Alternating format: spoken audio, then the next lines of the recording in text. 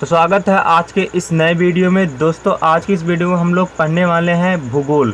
भूगोल कक्षा 11 भूगोल आपका चैप्टर नंबर 1 है भूगोल एक विषय के रूप में। तो दोस्तों अगर आप इसको पढ़ना चाहते हैं तो बिल्कुल आप सही जगह पर आए हैं। ठीक है, आज इसको मैं आपको बिल्कुल फ्री में बताऊंगा ताकि अमीर और गरीब बच्चे दोनों फ्री में पढ़ सकें। तो देरी न करते हुए वीडियो को स्टार्ट करते हैं। आपके देखो भाई, देखो आपके ना ये जो पुस्तक है भूगोल का आपके विद्यालय में उससे भी बता दिया जाता है, लेकिन उतना अच्छा नहीं बताया जाता यार, जिससे पूरा समझ में आए। ठीक है, तो इसमें मैं जो मोस्ट इम्पॉर्टेंट टॉपिक है और उसको काफ़ी कम से कम शब्दों में लिख करके अच्छे तरीके से समझाने की कोशिश करूँगा। अगर आप लोगों को समझ में आए ठीक है तो ईमानदारी से चैनल को सब्सक्राइब कर लेना। तो देरी न करते हुए वीडियो को शुरू करते हैं। भूगोल दो शब्दों से मिलकर बना है, जियो प्लस ग्राफोस। ठीक है, आप इसको इंग्लिश में भी लिख सकते हैं। ठीक है, जिसका शाब्दिक अर्थ गोल पृथ्वी का वर्णन करना। इसका प्रयोग क्या है? इसका प्रयोग 276 से 194 ईसा पूर्व यूनानी विद्वान इरेटोस्थेनीज ने किया था। ठीक, ये मोस्ट इंपॉर्टेंट टॉपिक है, इसको एक बार फिर से देख लो। भूगोल दो शब्दों से मिलकर बना है, जियो प्लस ग्राफोस, जिसका शाब्दिक अर्थ गोल पृथ्वी का वर्णन करना। आप यहाँ डॉट डॉट लगा दीजिए क्योंकि ये मोस्ट इंपॉर्टेंट है। इसका प्रयोग 276 से 194 ईसा पूर्व यूनानी विद्वान इरेटोस्थेनीज ने किया था। ये कौन है? भूगोल के पितामह जनक हैं। फिर उसके बाद आपका है भूगोल किसे कहते हैं। ये बार बार पूछा जाता है, ये आपके क्लास में आपको खड़ा कर भी पूछ सकते हैं क्योंकि ये ऐसा क्वेश्चन ही है। ऐसा विज्ञान जिसमें पृथ्वी के बाह्य तथा आंतरिक गुण एवं संरचना और मानवीय क्रियाकलापों का वर्णन करना ही भूगोल कहलाता है। भूगोल की परिभाषा, तो दो परिभाषा मोस्ट इंपॉर्टेंट है, आप इसको कम से कम दो तो याद रख सकते हैं। पहला है सबसे छोटा परिभाषा, मैंने जो छांट कर लिखा, ठीक है ना। पहला है हैटनर के अनुसार भूगोल एक क्षेत्र का वितरण का विज्ञान है। भूगोल एक क्षेत्र वितरण का विज्ञान है। फिर दूसरा है टालेमी के अनुसार। टालेमी ने क्या कहा? टालेमी भूगोल वह आभामय विज्ञान है जो पृथ्वी की झलक स्वर्ग में देखने वाला विज्ञान है। भूगोल वह आभामय विज्ञान है जो पृथ्वी की झलक स्वर्ग में देखने वाला विज्ञान है। फिर उसके बाद क्या है? भूगोल की शाखाएं।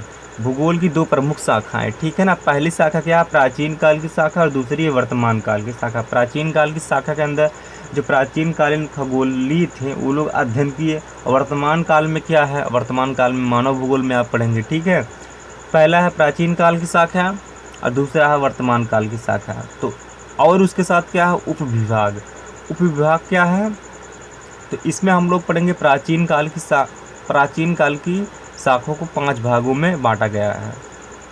प्राचीन काल की शाखा का ही उपविभाग है जिसको 5 भागों में बांटा गया है। ये आपका मोस्ट इम्पॉर्टेंट टॉपिक है। और इसमें क्या है? इसका पहला खगोलीय और दूसरा है यात्रा और तीसरा है संसाधन, चौथा गणितीय और पांचवा है मानचित्र। ये 5 क्या है? प्राचीन काल की भूगोल की शाखा को जानने के लिए साधन है। ठीक है, एक तरह से हम साधन कह सकते हैं।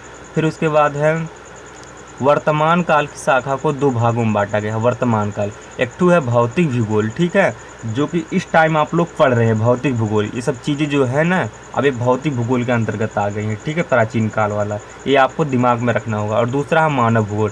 और आप जब क्लास 12th में जाएंगे, ठीक है, और आपको जो वहाँ भूगोल का चैप्टर नंबर 1 मिलेगा वो मानव भूगोल पर ही आधारित होगा। और आप वहाँ क्या पढ़ेंगे? मानव भूगोल पढ़ेंगे। प्राथमिक क्रिया, द्वितीय क्रिया, तृतीय क्रिया, चतुर्थ और पंचम क्रियाएँ और ह्यूमन बस्ती, ह्यूमन डेवलपमेंट, ये सब जो है आपको मानव भूगोल में मिलेगा। आप क्लास 12th में इसको पढ़ेंगे।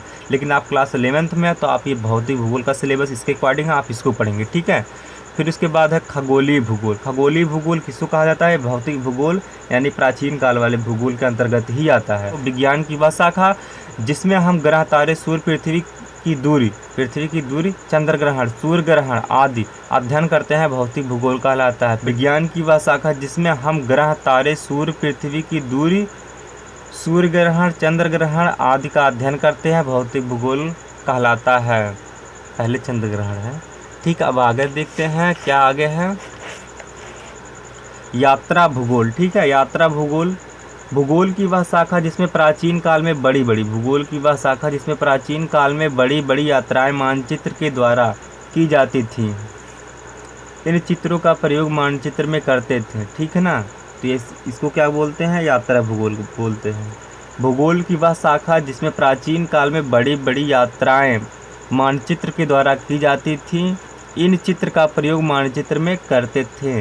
यात्रा भूगोल कहलाता है। आप यात्रा भूगोल कहलाता है आगे लिख सकते हैं। फिर उसके बाद है गणितीय गणितीय भूगोल। अब गणितीय भूगोल में हम लोग पढ़ेंगे विज्ञान की वह शाखा जिसमें सूत्रों का पता चलता है, जैसे जनसंख्या का आकलन, कृषि के आंकड़े आदि, यह सब गणितीय भूगोल के अंतर्गत आता है। फिर उसके बाद आगे आपका है मानचित्रांकन भूगोल।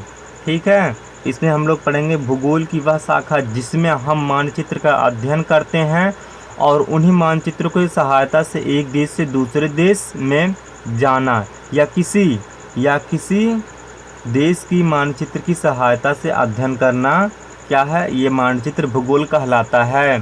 फिर उसके बाद आपका है संसाधन। संसाधन क्या है, भूगोल की वह शाखा जिसके अंतर्गत हम यातायात एवं विकास का अध्ययन करते हैं, संसाधन कहलाता है। ठीक है, फिर उसके बाद आपके महत्वपूर्ण प्रश्न एवं उसके हल हैं जो मोस्ट इम्पॉर्टेंट है। और ये आपका क्या था, भूगोल का एक विषय वस्तु जो था ये यहाँ तक का समाप्त होता है। ये जो मैंने अपने तरफ से लिखे हैं ये आपकी किताब में नहीं मिलेगा। क्यों? क्योंकि किताब में बहुत घुमा फिरा करके दिया हुआ है। इसमें जो मोस्ट इंपॉर्टेंट टॉपिक है और उसमें जो शब्द को मैंने चेंज करके छोटा छोटा बना करके लिखा, ठीक है, जिससे आप इसको काफ़ी आसानी से पढ़ सके। एक भाई थे, उनका नाम क्या था, उज्जवल। हाँ, उज्जवल भाई की सिफारिश पर ही यह वीडियो बनाई गई है। ठीक है, क्रमबद्ध उपागम किसे कहते हैं? आपका प्रश्न है क्रमबद्ध उपागम किसे कहते हैं? जब किसी क्षेत्र में या प्रदेश में हम एक क्रमबद्ध रूप से अध्ययन करते हैं तो उसे क्रमबद्ध उपागम कहते हैं। एक बार फिर से देखो, जब किसी क्षेत्र या प्रदेश को हम एक क्रमबद्ध रूप से अध्ययन करते हैं तो उसे क्रमबद्ध उपागम करते हैं। जैसे मान लो उत्तर प्रदेश है आपका, ठीक है, मतलब क्षेत्र है ये। अब यहाँ आप इसको 75 भागों में बांट दो, 75 जिला में बांट दो और उसके बाद प्रत्येक जिला का वर्णन करो। तो ये क्या है, 75 भागों में बांटना, ये आपका क्रमबद्ध उपागम है। ठीक है, प्रादेशिक उपागम किसे कहते हैं? अब प्रादेशिक, अब भारत को कितने भागों में बांट दो, 29 भागों में, तो यह क्या हो जाएगा, प्रादेशिक उपागम हो जाएगा। जब हम किसी प्रदेश को कई क्षेत्रों में बांटकर अध्ययन करते हैं तो उसे प्रादेशिक उपागम कहते हैं।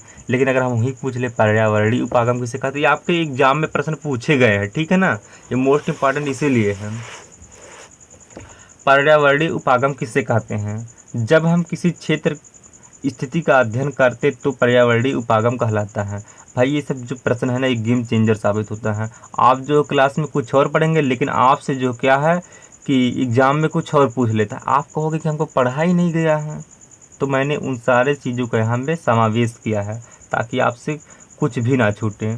ठीक है, फिर उसके बाद है फिर अगला आपका विश्लेषणात्मक भूगोल। जब हम किसी भूभाग पर यह अध्ययन करते कि यहाँ क्या पाया गया क्या नहीं, तो यह विश्लेषणात्मक के अंतर्गत आता है। ठीक है, आपको याद रखना है, जब हम किसी भूभाग पर यह अध्ययन करते हैं कि यहाँ क्या पाया गया क्या नहीं, तो यह विश्लेषणात्मक के अंतर्गत आता है।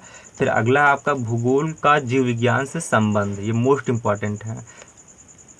भूगोल में हम विभिन्न प्रकार के जीव का अध्ययन करते हैं, ठीक उसी प्रकार हम जीव विज्ञान में जीवन की उत्पत्ति के सिद्धांत का वर्णन करते हैं। फिर अगला आपका भूगोल का वनस्पति विज्ञान से संबंध है। भूगोल में हम अनेक प्रकार के पेड़ के बारे में अध्ययन करते हैं, जबकि वनस्पति विज्ञान में हम उन पेड़ के शाखाओं के बारे में अध्ययन और उसकी क्रियाकलापों का अध्ययन करते हैं। ठीक है, क्या है, एक बार फिर से देखते हैं।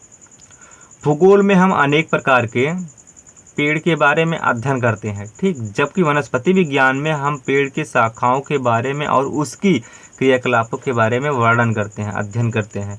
भूगोल से समाजशास्त्र का संबंध। भूगोल में हम व्यक्ति के रहन सहन, खान पान तथा पहनावा एवं कृषि का अध्ययन करते हैं। ठीक वही चीज़ समाजशास्त्र में व्यक्तियों का अध्ययन किया जाता है। अब बहुत लोग सोच रहे हैं यहाँ खान पान का क्या रिश्ता है भूगोल में। अब जैसे पूछ लिया जाए भारत का राष्ट्रीय भोजन क्या है, तो आप क्या बताएंगे, खिचड़ी। लेकिन वही अगर हम पूछ ले जापान का राष्ट्रीय भोजन क्या है, तो भूगोल के अंतर्गत आ जाएगा। तो इसलिए आपके खान पान था, पहनावा तो मोस्ट इंपॉर्टेंट है, कहाँ क्या उगाया जाता है, क्या लोग पहनते हैं। कृषि के लिए भूगोल बना है। ठीक वही चीज़ समाजशास्त्र में व्यक्ति को अध्ययन किया जाता है। समाजशास्त्र में खान पान, पहनावा और क्या किस चीज़ की ज़्यादा कृषि की जाती है, रोजगार के बारे में, ये समाजशास्त्र स्वयं अध्ययन करता है। ठीक है ना, आगे है आपका दोस्तों, आपका आगे है भूगोल का गणित से संबंध।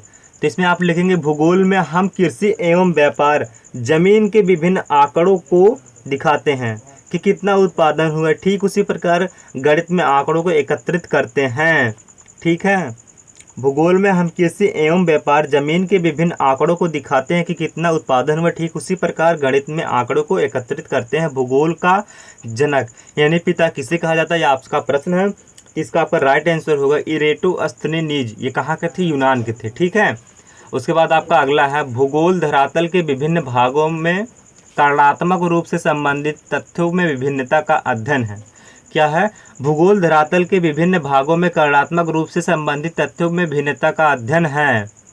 ये किसने कहा, यह किसने कहा, अल्फ्रेड हैटनर ने। एक परिभाषा ये भी आपकी बनती है, आप इसे भी याद रख सकते हैं। आपका ये जो चैप्टर है समाप्त होता है। फिर मिलेंगे आपके अगले चैप्टर में। अगर आप चाहते हैं मैं वीडियो बनाऊँ, बस सिर्फ कमेंट कीजिए।